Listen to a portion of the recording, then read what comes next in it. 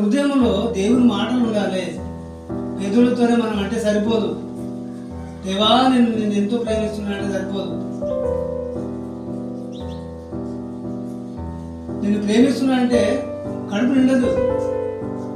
హృదయం అడుగుతాను, దేవుడు నీ హృదయం నాకు ఇవ్వు, నేను దాన్ని బాగు చేస్తాను, అందులో నేను ఉంటాను. దేవునికి నీ హృదయం ఇవ్వకపోతే మన పరిస్థితి ఎలా ఉంటుంది అందుకే అంటున్నాడు, ఈ ప్రజలు తమ పెదవులతో నన్ను కనపరచురు కానీ వారి హృదయము నాకు దూరంగా ఉన్నది. మనుషులు కల్పించిన పద్ధతులు దేవోపదేశములని బోధించు వారు నన్ను వ్యర్థముగా ఆరాధించుచున్నారు. ఒకవేళ మనం వచ్చింది వ్యర్థమైపోతే ఎట్లుంటుంది? నువ్వు చేసిందంతా వ్యర్థమైతే నీకు ఎంత బాధ అనిపిస్తుంది? నువ్వు పొద్దున్నే సాయంత్రం చేస్తే అది వ్యర్థమైతే నీకు ఎంత బాధ అనిపిస్తుంది? సంతోషం ఉంటుందా? ఒక గాజు గ్లాసు మంచిది ఉంటుంది అనుకోండి, అది పగిలితే అది వ్యర్థమైపోతే దాన్ని మనం అదుపు పెట్టగలుగుతాం. మనం ప్రయాసం వ్యర్థమైతే ఎంత బాధ ఉంటుందో మనకు తెలుసు. కానీ మన పట్ల దేవుడికి ఎంత బాధ ఉన్నదో ఒకసారి ఆలోచించాలి. ఎంత బాధపడి ఉంటారు దేవుడు. అందుకే అంటున్నాడు ఇక్కడ సామెతలు అంటున్నాడు 22వ వచనం, ఎట్లనగా జ్ఞానం లేని వారులారా మీరు ఎన్నాళ్ళు ఇలా ఉంటారు? మారరా? అయినా మీరు మారరా? ఒక్కసారి నా మాట వినబడతలేదా మీరు?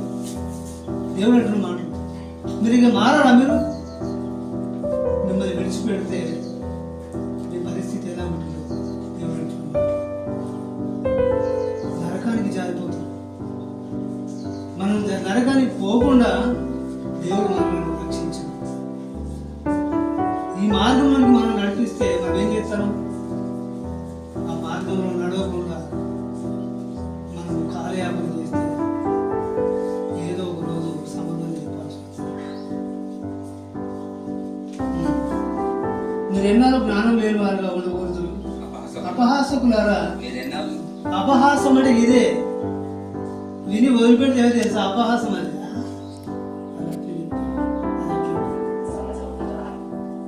ఏ పని లేక చెప్తాను కాబట్టి మరి పనికి వచ్చే మాటలు చెప్పినప్పుడు దాన్ని ఆలోచన చేయాలి.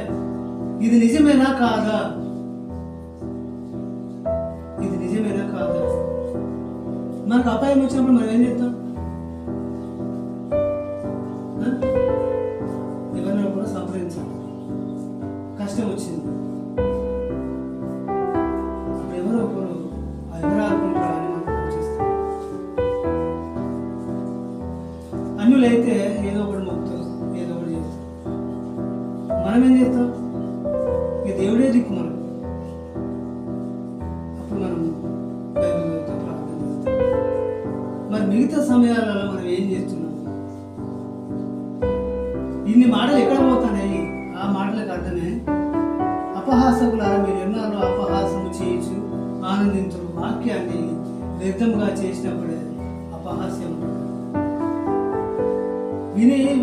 విన్నప్పుడు దాని ప్రకారం చేయకపోతే అపహాస్యమే. అది నువ్వు చెప్పి నేను చేయాలా? ఒకరు చేస్తే అది కరెక్ట్ అవుతుంది.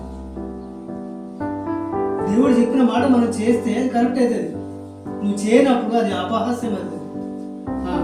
అపహాస్యకులారా మీరు ఎన్నాళ్ళు అపహాస్యం చేయించుందరు? ఎన్నాళ్ళు మనం ఎట్లుంటాం? ఇక మారమా? మనం మార్పు రాదా?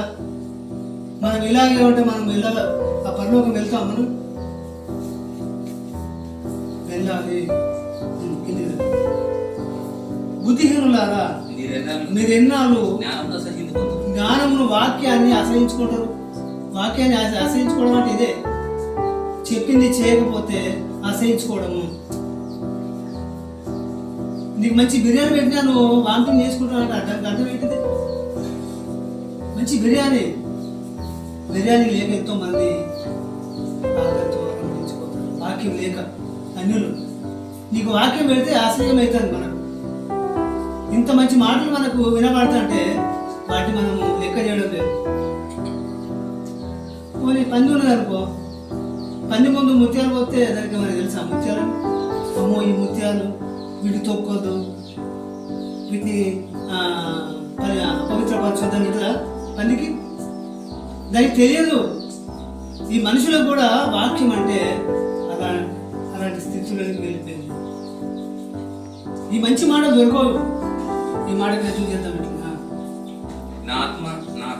నా గద్దింపు విని ఇప్పటికైనా అవకాశం ఇస్తాను. ఇప్పటికీ ప్రజెంట్ అవకాశం ఇస్తాను. నా వైపు తిరుగుంటాను. నా వైపు తిరగండి. గద్దింపు విని తిరుగుడి, ఆలకించుడి. నా ఆత్మను మీ మీద కుమ్మరించేదను. ఇంత చేసిన దేవుడు మన పట్ల